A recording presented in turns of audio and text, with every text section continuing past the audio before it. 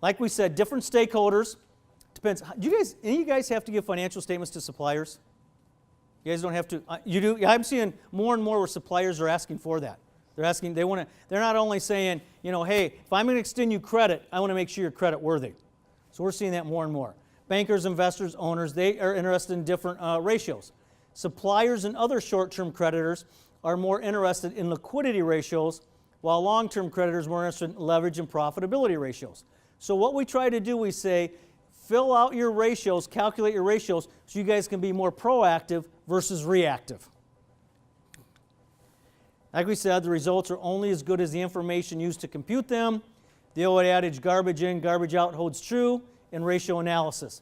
They're more useful when compared to something else, such as peer-to-peer, like your Builder 20 peers. We want you to have your financial statements done good because we really do benchmark you guys. And we have industry averages or your own company's ratios over time. I think the two most important things for you guys to benchmark you guys is with your Builder 20 peers and your own company. Look at your ratios over a period of time. That's called trend analysis. That's very good. We have liquidity ratios. What's a liquidity ratio? What it is, it measures a company's ability to pay its current debts on a timely basis. You want to make sure you can pay your current debts. If your revenue stream were to suddenly disappear, could you still pay your current obligations? I actually had one guy, I forget what he calls it. It's almost like, if I didn't make another sale for another year, how long would I have till I ran out of cash? I mean, that's what he did. And he has a number in mind where he wants to be. So he has the worst case scenario. If I didn't have anything, what could I do? And like I say, we want to see these ratios at least 1-to-1 or higher. And we have what's called working capital. And this is interesting for you guys, because your guys' working capital is all over the board. What working capital is, it's current assets minus current liabilities.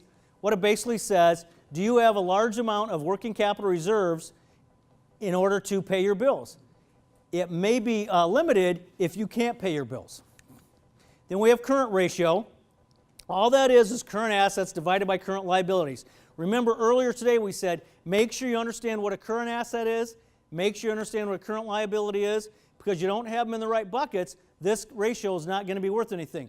We have to maintain a current ratio of 1.3-to-1 or greater in this one. That means you have $1.30 in assets, current assets, for every dollar of current liabilities, at a minimum. The higher the better. Then we have quick ratio.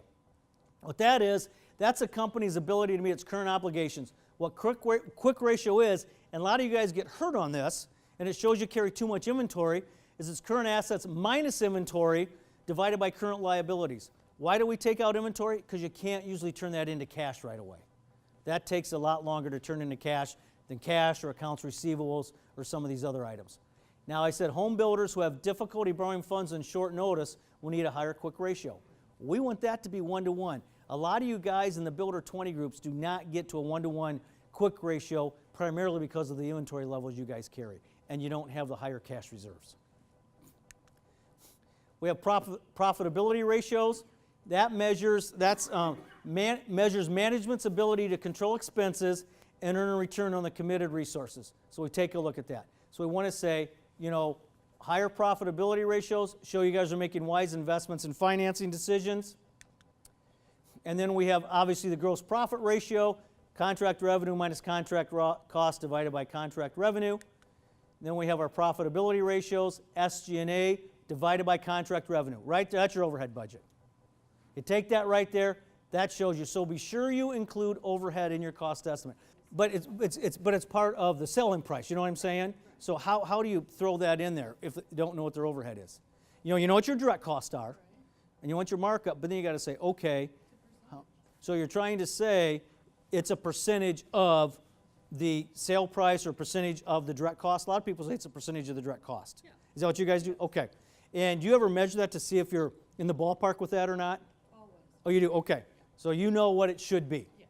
Okay. So for other people, if you don't know what your overhead is, I always say, how do you know how to throw overhead into a cost? So I knew the old adage used to be what, a third, a third, a third?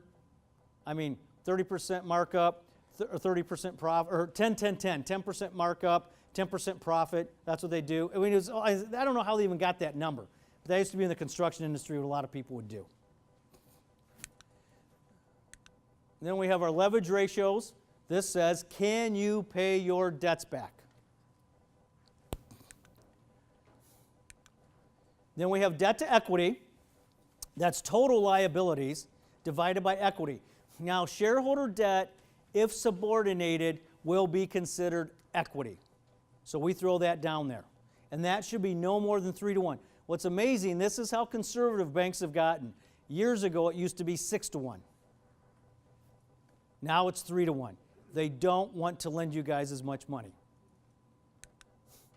This is one that we are seeing more and more. This is a new one. How many of you guys build specs? Who are spec home builders here? You're spec home builders. You guys are. Have you guys seen this before? It says the total number of specs and models under construction and completed divided by the total number of homes under construction and completed. They do not want your spec homes and model homes to be more than 50% of that.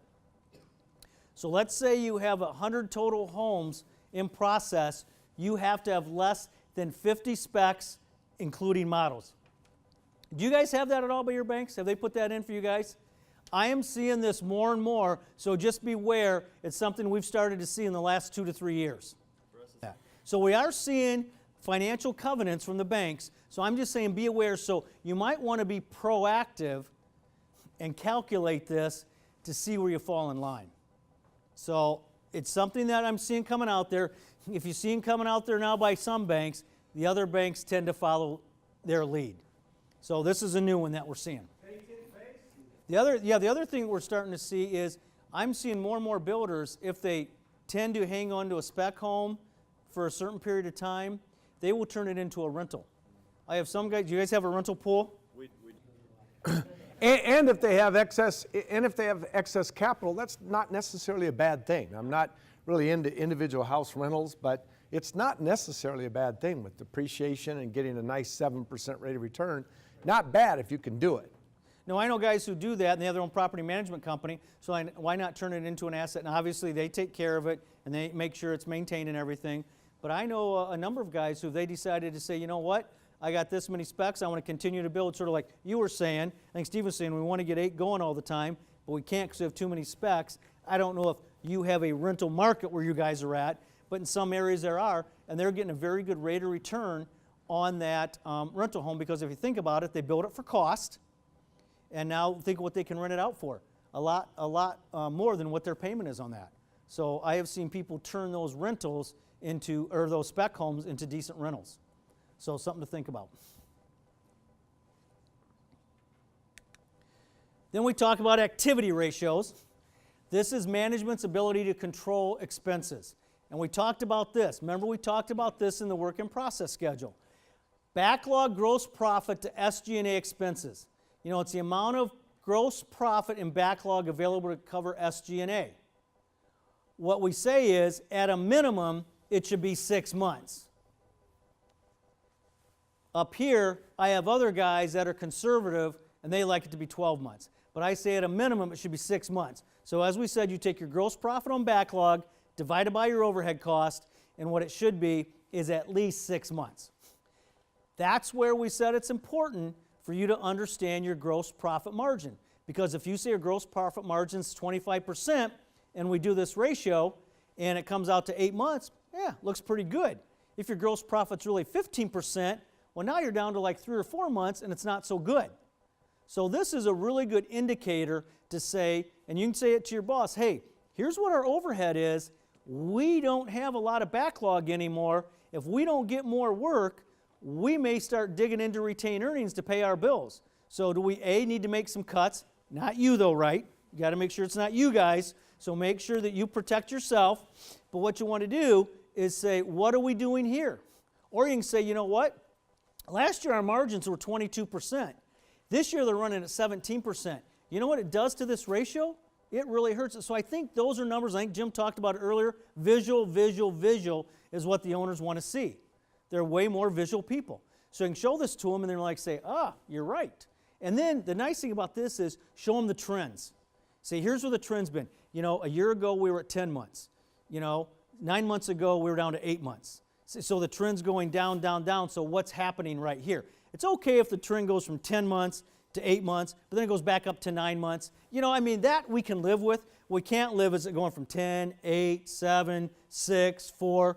That's not a good sign. So hopefully what you guys do is get to your boss and say, before it gets to that 4 months, what cuts are we going to be making? That's what we talk about. You guys can be proactive with the business owners and be worth a lot to them by helping them with these management tools.